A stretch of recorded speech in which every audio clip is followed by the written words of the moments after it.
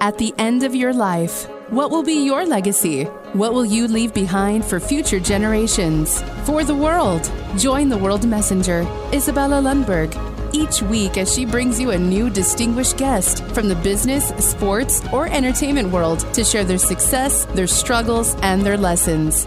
They will share their insights into current hot topics that affect everyone. Isabella facilitates an intimate, vulnerable environment to find the true value of humanity and real leadership.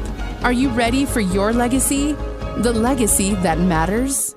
Hello, my beautiful friends. It's Isabella Lundberg, the World Messenger here on another epic episode of Legacy Leader Show. And I am super thrilled to introduce you to today's guest, another wonderful human being, specifically that is moving and disrupting and changing so many industries at once.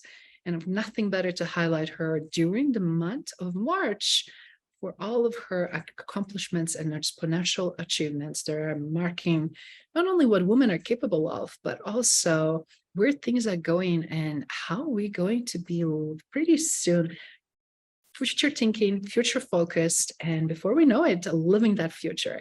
Without further ado, I would like to invite you to hear from Phnam Bagley. She is a TED speaker. She is innovator. She is a co-founder and owner of Nonfiction, which she will tell us a little bit more about what they do. And then also, obviously, futuristic designer, architect, and she is dabbling right now in aerospace.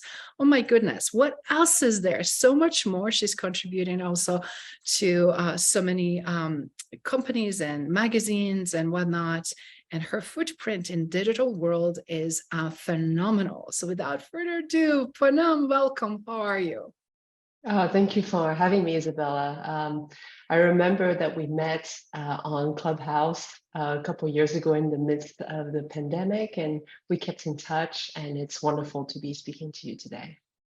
Likewise, and I remember when we could just hear our voices and when we felt like it's end of the world and a lot of people were panicking, your calm presence and share and such a different perspective not only gave so much fuel and energy to me, but others, that we have so much exponential power within ourselves to make impact and difference. And you definitely continue to do that.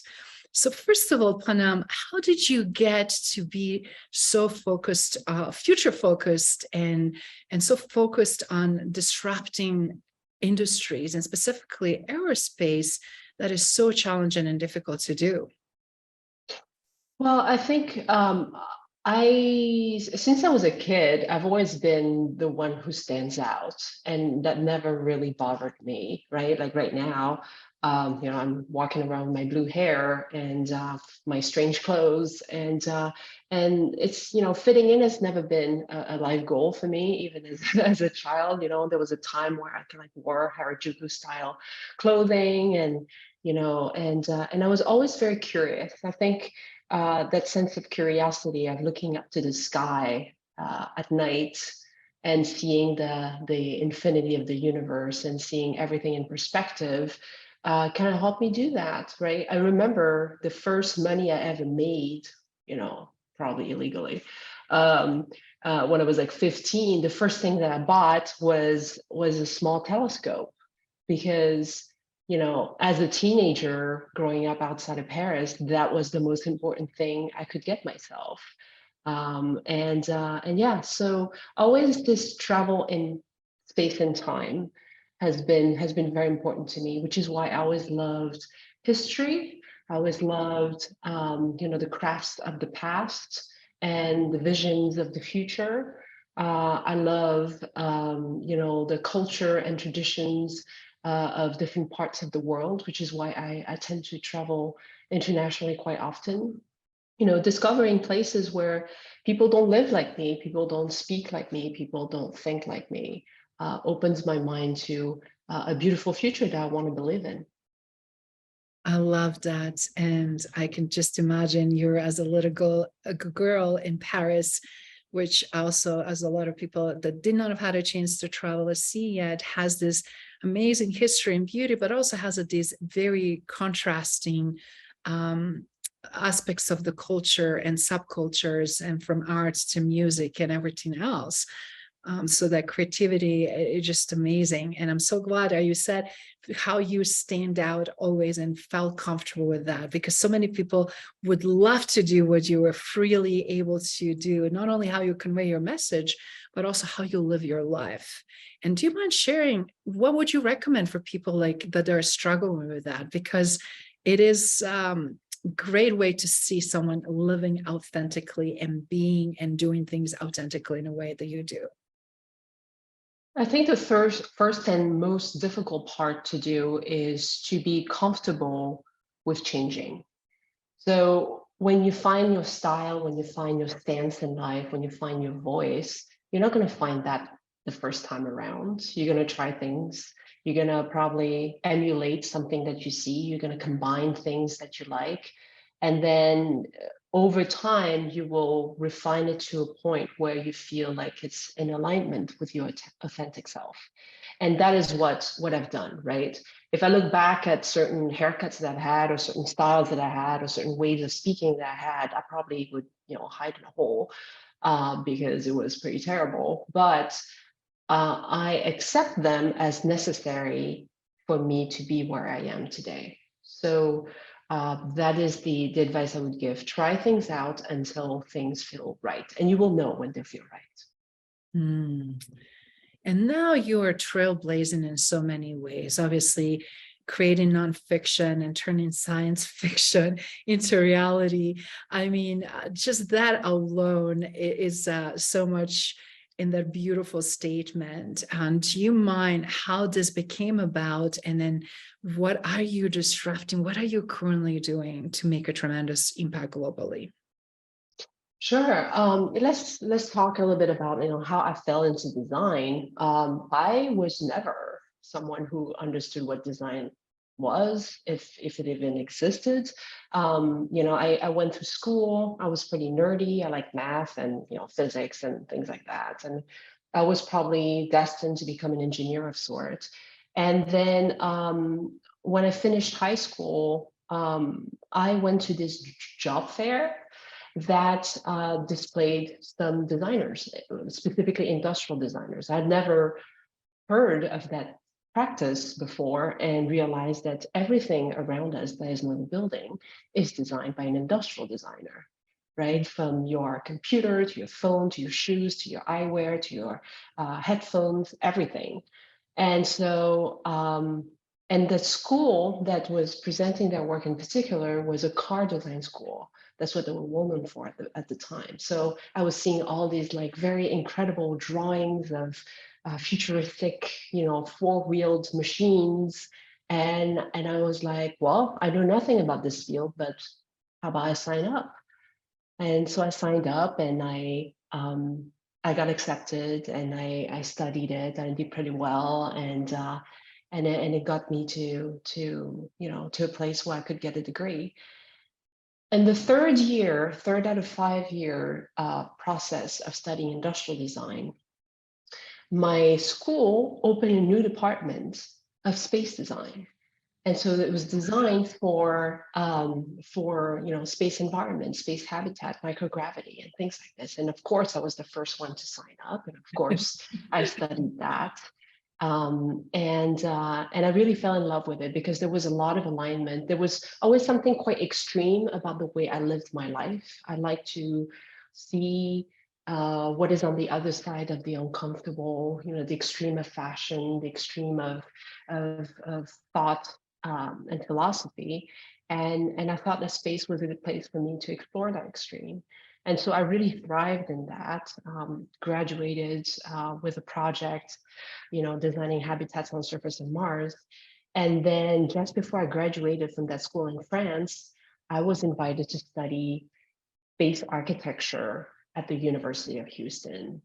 And so I was invited to do that. I came to the US and studied that. And yeah, that was almost 20 years ago, back in the day when the commercial space industry was really in its early stages.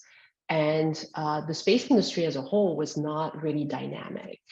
And then thankfully, in the last 10, 15 years, as we can see all over LinkedIn and the social media and the press, There's a lot of investment, there's a lot of innovation, there's a lot of excitement happening in the world of entrepreneurism and the commercial space industry that is supporting, government kind of based projects like NASA, ESA, JAXA, etc. And so all of this led to a career in both designing products of everyday life, and then thinking in the background how I could apply all of that knowledge to the space industry.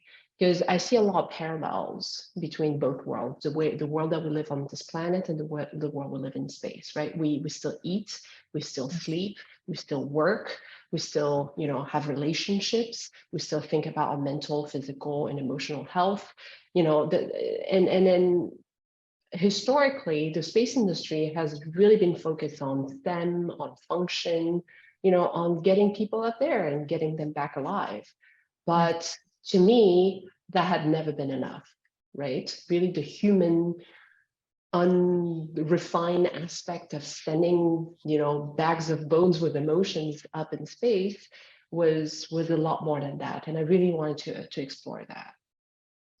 And then, so in 2018, I actually went to a how would you call that? A seminar, 4-day seminar with people from all over the planet. I think there were people from about 60, 70 countries.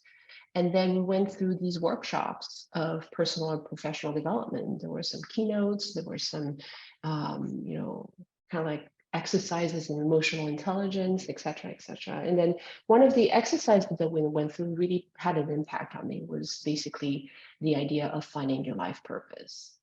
So I went the first year, 2018, and I really observed how everybody was at the same time discovering their own life purpose. And I was not in a place where I could find it quite yet. So I was an observer the first year. And then I left that seminar and then really thought about it all year long, kind of ruminating and really trying to think, what is that one sentence that really is the essence of who I am and what I want to be and what I want to do in my life. And then come the next year, I signed up for the same seminar. And at that point, I still didn't find my life purpose. But when we went through that same exercise, it clicked. That's when I found turning science fiction into reality for a better future. And then I kid you not, since then, everything in my life, from my personal life to my professional life, to my friends, to my old relationships, everything aligned with these words. Every business opportunity, every conversation was just in pure alignment with that. And it feels very good to feel seen in the universe and to see that crazy idea that I have that is very much me is actually not so crazy after all. That is beautiful. Such an amazing journey. And a lot of times, as people say, pay attention what is trending or how they should fit versus to go within, as you did in your journey, and from within creating outer, and of course, as a result, attracting the right tribe, right people, scientists, creatives, people that are really questioning and challenging old paradigms, old theories, and just seeing this amazing bloom and beauty that is unfolding since I know you in the last few years, which is unbelievable.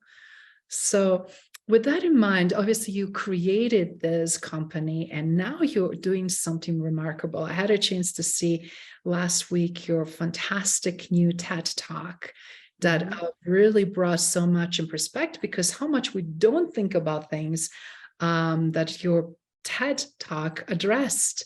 And as you mentioned earlier, astronauts and people in space, and they're going further and more distances, and they're going to be further and further removed from Earth, and it's going to take a longer cycle for them to get back. What do they do while they're on that journey, and how you can help them? And you're doing something really, really cool and also extremely rewarding. So do you mind sharing a little bit so that others can go and watch your TED Talk, but also get a sense of how it's important to disrupt And how much is there to disrupt at this current time? Absolutely. So the origin of the project that I'm presenting in the TED Talk is actually a competition that was put together by NASA, the Canadian Space Agency, and Methuselah Foundation. So I think they brought it up about 2 years ago in 2021. And essentially the premise of the competition is, how are we going to feed astronauts who are going on a deep space mission? And here I'm giving the example of Mars, which is the next big destination that we have beyond the moon. Going to Mars is going to take between 2.5 and 3 years. So imagine being stuck in a tin can. Half of the time you're floating in microgravity, the other half you're on the surface of Mars, experiencing 1/3 of Earth's gravity. And then you're isolated, you're hanging out with the same 5-6 people. You're working all day long, you're maintaining the ship to make sure that nothing goes wrong. And we do the things that we do every day. As I said earlier, we eat, we sleep, we work, we heal ourselves, we maintain our health, we work out. All the things that we do on Earth, but in environments that are quite extreme and not necessarily designed to align with what we need, right? Going to the moon is just a matter of days. Going aboard the ISS, International Space Station, right now, usually people go up there for about 6 months, which is quite a long time. But here we're talking about lengths of isolation and exposure to radiation and living in microgravity for years. And so, there's a lot of aspects of the design of all these rockets that is just not updated enough for us to even believe that we can go to Mars in a healthy way. So that competition was focused on food specifically. And food is more than just sustenance, right? Yes. Right now, the astronauts have access to about like 3 types of food. They have ready-to-eat food, things in cans or prepackaged and things like that. It's usually branded food. And then they have access to freeze-dried food, which they rehydrate with essentially recycled water aboard the ISS, which is a wide variety of food. There's like meats and vegetables and starches and things like that. But usually these are prepackaged, years in advance, and the menu is kind of like designed by probably nutritionists that make sure that the food is adequate for the kind of mission that they're going for. And the third kind of food, which is only available for close destination like the ISS, is resupply food, which is fresh food that can be sent aboard rockets. And here you can find like fresh fruits and vegetables and things with different textures. So when we think about going pretty far in space, we can't afford resupply, right? There's not a small little rocket full of like apples and oranges that's going to follow you just for fun. And eating freeze-dried food has got to get pretty tiring after a while. So what we want to do is to give access to a kind of like a farm-to-table kitchen to these astronauts. Having them grow some fresh greens, grow some microalgae, so they can make some nutritious snacks with it.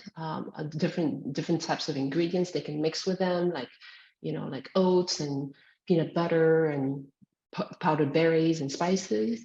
We also give them access to space barbecue.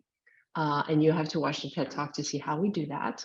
And also, in the morning, we like a creamy tea, coffee type of beverage to really comfort us and wake us up slowly. And here in the video, we actually show you how it's possible mechanically. So it's really opening people's imagination about the future of food for astronauts that are going on long-term missions in a way that really says, we're not going to plan everything for you. You're going to be in charge of what you put in your mouth, of the flavors that you like, or what you feel like that day.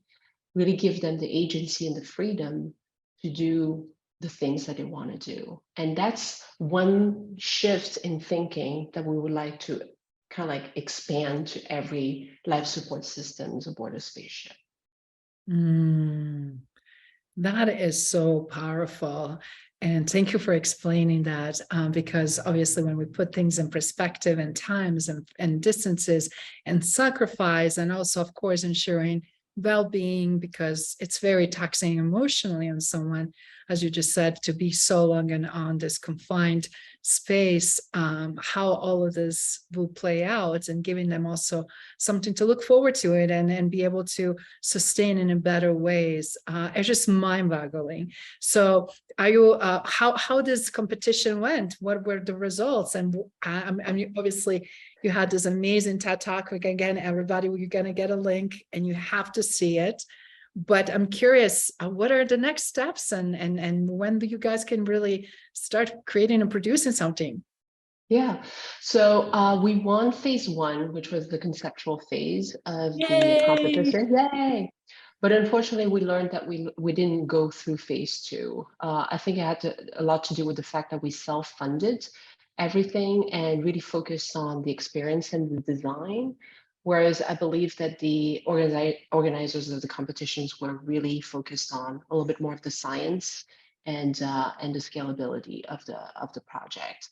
But even though we didn't go through phase 2, we're actually continuing to develop this concept because it's been really good to us. We've learned so many things. It's opened the doors to us to the space industry in ways that were very, very unconventional.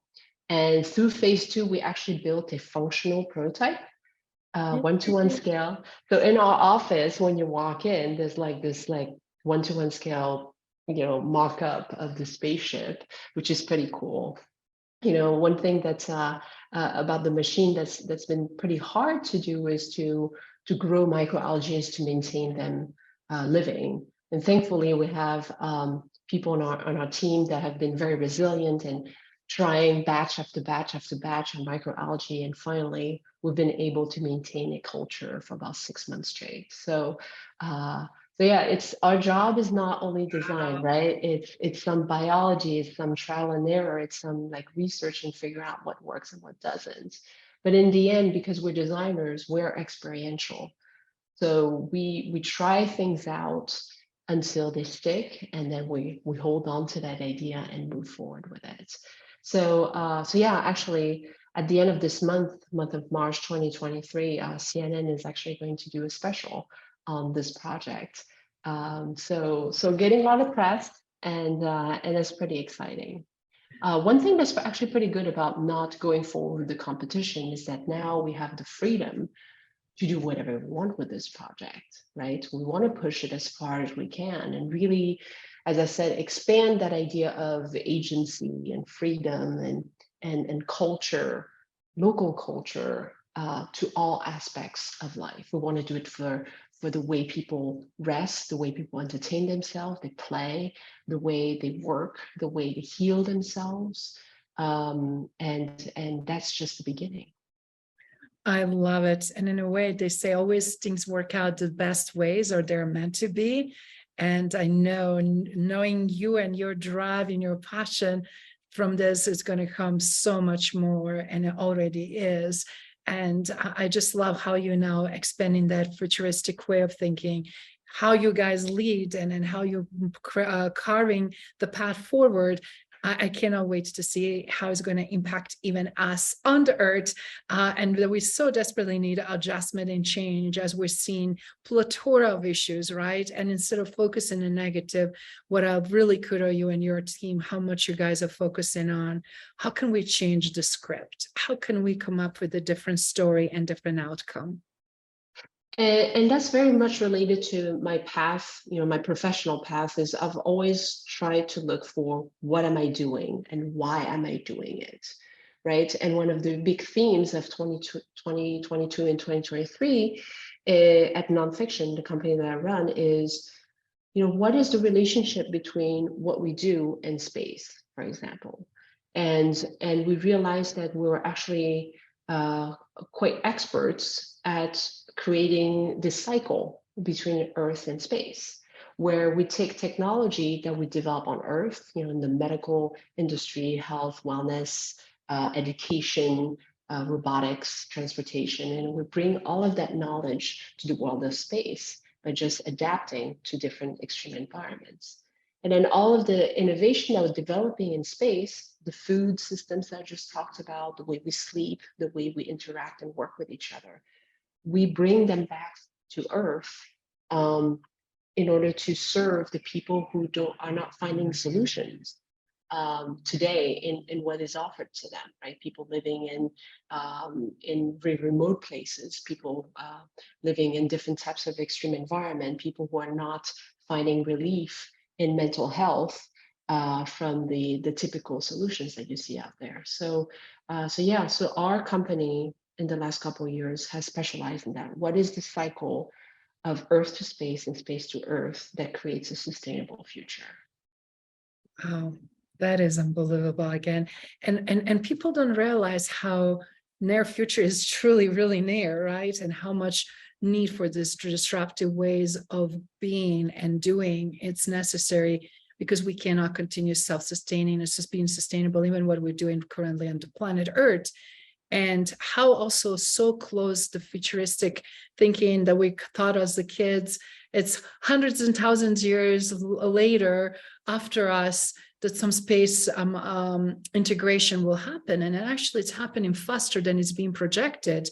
So do you mind speaking a little bit about what do you see? What do we have to do consciously, more intentionally on planet Earth, but also how close it is that future of space that is going to interact with us, and then what we need to consciously think about and prepare for it? Yeah, I think a lot of what needs to happen on Earth is people, especially coming out of a pandemic, people need to start with themselves. I think understanding what your boundaries are, what you're good at, what triggers your productivity, your proactivity, your curiosity, your creativity is where everything needs to start. And then from there, encourage people to, reach out and not only stay in the field of expertise that they have, the whatever major that they took in college and whatever career they've set themselves to do, really reach out to all of these other disciplines that live in the peripheral of where we are, and really see the opportunity there, because that's really where I see a lot of opportunity. Especially, I like to see see it as the difference between the 20th century jobs and the 21st century jobs. 20th century jobs were very much limited, right? You stayed in your lane, and if you were an engineer, you just had engineering conversations with other engineers and with your superiors, and same thing with scientists. But now we have scientists talking to business people, talking to engineers, talking to designers, talking to artists, talking to educators. And we see a lot of very interesting, new ideas coming from there, new types of businesses, new needs that we were not aware of before. And so really thinking about the transdisciplinary aspect of everything, life, education, and the way we see ourselves. And in the future, space, a lot of people rightfully probably think that space is very far and is very elitist, right? Like right now you see professional astronauts, ex-military, multiple PhD, super smart people, and you see a handful of billionaires going up there, and you see another handful of people who have been selected to experience space for a few hours or a few days. But then the future of space is a lot closer for all of us than everybody thinks, right? I was on this panel one time, and this woman was who runs a fund in the space industry was saying that in 12 to 15 years, families will have the choice between going to Disneyland or to space.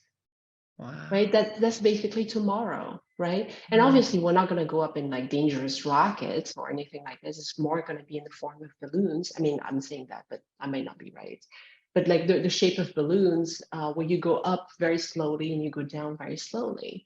There's a company called Space Perspective that is offering that already. So really, the future of space is closer than we think. And I'd like to remind everyone that 100 years ago, in 1923, if you went around and told people 100 years from now is going to be very common for people to fly from one country to another, they would think you'd be crazy, right? And so the same thing is going to happen even closer, not even 100 years from now, probably 50 years from now, where it's probably going to be fairly common for people to go to space. But it's not only going to space for the fun of it. I'm sure it's very fun for a few hours or maybe a few days, or for tourism or entertainment. But there are also a push for all industries to have a foot in space in the next decade or so, right? The education, if you want to call that an industry, education, you have universities on this planet that are doing a lot of fantastic experiments in biotech and in physics and in robotics on Earth. And if we'd like to know what happens when you remove gravity from these experiments. So perhaps there could be some twin experiments going on, right? There are certain things that happen in space that we don't know why they happen, right? I learned recently that chemotherapy in mice is more effective in microgravity than on the surface of Earth. We still don't really know why, and we sure would like to know how, right? And same thing for the arts. What does it mean to be away from Earth and really expressing the deep humanity that we have in each of us?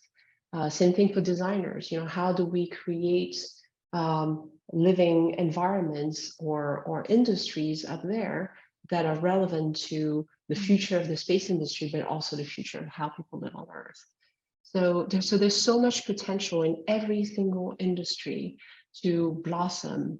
And of course, it's going to start with the entrepreneurs doing like small projects, and then the big companies coming in and scaling the whole thing. But coming back to the moon and settling there for good, reaching Mars at some point and seeing how we can live in extreme environments, living in free space, either on orbit or different places in the solar system, is going to teach us a lot about how we're going to live sustainable lives. Because even in the far future, we still won't have the freedom to send whatever we like from Earth, right? Earth has very limited resources. We need to be very clever and use the local resources of water, of gases and solids on these different planets and celestial bodies, and use energy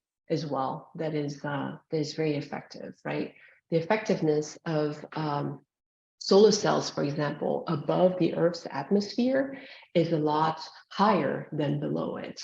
And there's been for example, a concept that's been out since the 1960s that says that if you have an array of solar panel satellites all around Earth, you can actually have them collect a lot of energy and then use that energy to be you can beam down that energy down to Earth and make it accessible to many people on this planet for a fraction of the cost of electricity today.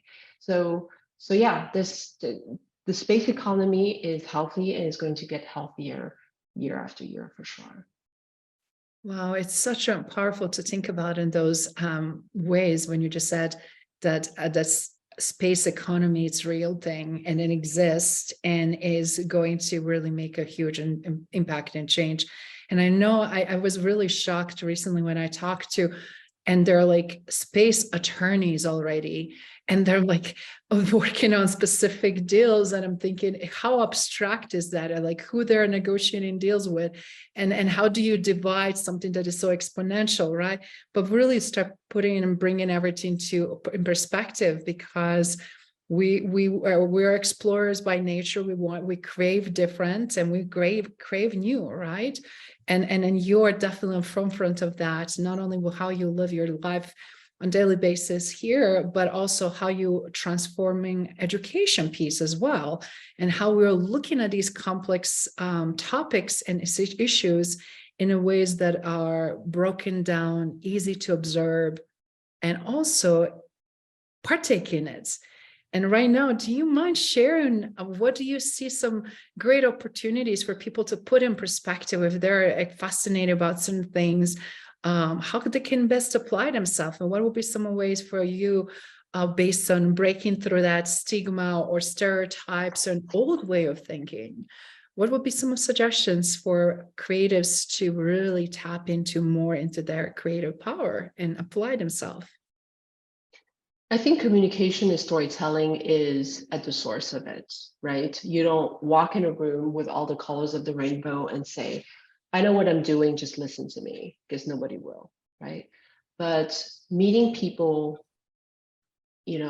where they are, whether they're scientists or engineers or administrators or lawyers, space lawyers or anybody, and really understanding what is our common ground.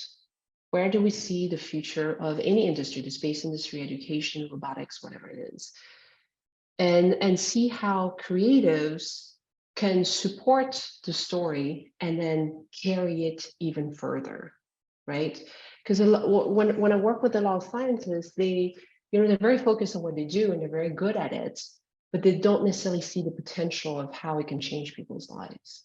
And that's where designers come in. We have this innate sense of empathy and compassion that says, well, in order to reach, 10 million people instead of just 10 people, we need to do these things. We need to make the product attainable. We need to make many of them. We need to advertise it. We need to make it easy to use. We need to make it beautiful. We need to make it all those things. So that's part of storytelling is and educating is so incredibly important for us to take on. And that's one of the reasons why my partner and I and the rest of our team at Nonfiction have been producing videos to kind of explain all of this, right? There are many aspects to design that people are not aware of. A lot of people think that design is just aesthetics. Now, aesthetics is very important to us, but we also care about function, and we also care about value to the people we're designing it for, value to the planet, value to the future, right? And so really merging all of these ways of thinking, these methodologies, and making them transparently available to everyone, writing our episodes in layman's terms. So, someone who's studying business or someone who's a veteran in science can understand what we're saying. So again, we meet them halfway and we say, what is the genius thing you've been working on? And how can we transform that into something that can touch as many people as possible? Wow. And that is amazing legacy to be built, because you are one of the great people who is not only living your legacy, but it's also leading with it and influencing and impacting others to step up and transform their leadership and be more bold and daring, as well as also helping others to find that path. And of course, living amazing legacy. So we are here on Legacy Leader Show, and I'm curious, with everything you already accomplished, which is so exponential, what is left in the bucket list, and what would you like your legacy to be known for? Oh, I've actually never really thought about that, because I kind of live my life day to day. I mean, sure, I have some goals, a few months from now, but I'm not entirely sure. Whatever I do, I always try to have fun along the way, right? Of course, there are some days I work too much, and of course, there are some challenges that don't go the way I want to go, but that's life, right? Regardless of how ambitious or non-ambitious your life is, you're going to go through these things, so might as well have fun with it. But I think I want to continue having a balance between my personal life, my health, my relationships, and my achievements, making sure that there's a balance between them. Otherwise, I would start, burning out or going through a phase that's that is not so pleasant and would last longer than I want it to last. But in terms of like what we want to do now is, grow our company and reach more ambitious projects, the infinitely large and the infinitely small. And I want to be able to create a legacy where people, look at my career and my life and say, well, she had fun, and then she took different aspects of life and then combined them together in a way that was amazingly, meaningful and beautiful and impactful, and then gave these tools for free to everybody, right? That's like, I'm not someone who's like very secretive about the way that I do things. I'm also very honest. That's one thing about French people. If you know many of them, we don't really sugarcoat the way we think. And I think, that sense of honesty is the kind of legacy I want to leave behind. And then after I'm done with my design career, because I don't think I'm going to design my entire life. I want to start perhaps investing in others,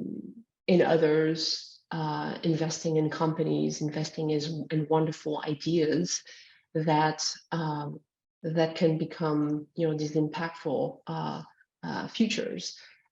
There's a company based in Singapore. We've been working with them for years, called Mistletoe, and it's headed by this gentleman named Taizo-san, wonderful man. He's actually the younger brother of Masayoshi-san, the CEO of SoftBank. But anyway, Taizo is someone who's made his money, right? Billionaire and all that. But then he realized that, what he really wanted out of life is to take all of that knowledge, all of that connection, all of that money, and then pour it into the future. And so he's investing in 100%, future building companies, from educations, after school programs for kids who are curious and want to develop entrepreneurial skills and build with the hands. And he's also investing in vertical farming, in energy, in the future of materials, the future of recycling, the future of collecting plastic from the ocean. That's the kind of future I see myself having if, I reach a point where I'm extremely successful at some point. That is something that I think more of us should have access to. I think a lot about, what people do once they become, quote unquote, very rich all of a sudden, right? Do you go on a long vacation and then recuperate from working too hard? Or do you go into this, third life crisis where you're like, okay, I've made it. What do I do now? Is it time for me to dedicate the rest of my life to serving others with the wisdom that I've built? And maybe there should be a program out there that makes that transition a lot easier. Because, I live in San Francisco, where there's like millionaires every 3 people that I meet. So how do we make that purpose available to more people would be a good idea. I love that. It's not only how you're painting amazing, beautiful future for others and carving the paths, but continue to support and distribute the wealth of knowledge and resources for future generations so that we have much more harmonious, more effective way of being, living, and as a result, doing and creating more of phenomenal things as you do. It's such a beautiful vision and such a beautiful heart.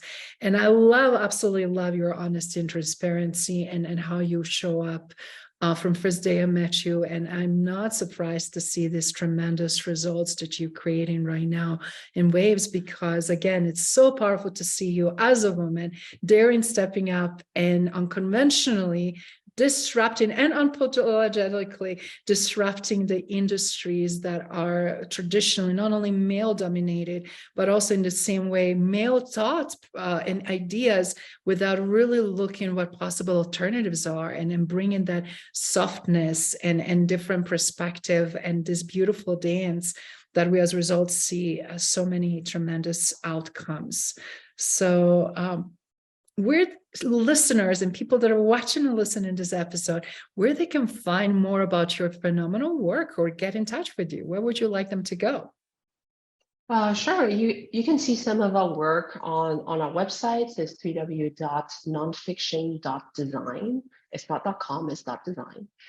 Nonfiction in one word. I'm pretty active on LinkedIn and on Twitter, so you can type in my name and find that. Our video series is called Future, and you can find that on YouTube. If you type in future.design, you will find it as well. But yeah, it's pretty incredible to be active out there, right? I do a lot of public speaking.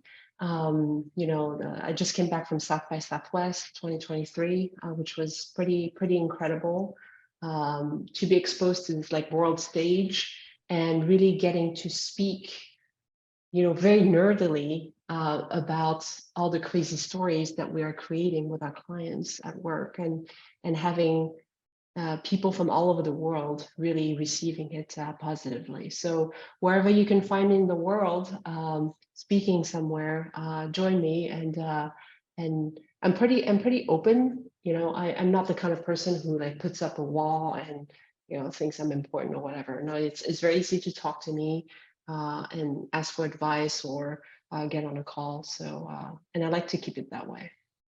That is so beautiful. Again, fully humble, down to earth, and approachable, which is amazing because those are the most phenomenal leaders that we actually all look up to and wanted to inspire by. Because if we're not approachable, if we're not visible, if we're not able to connect with people, then it completely takes away all the amazing work the companies are doing.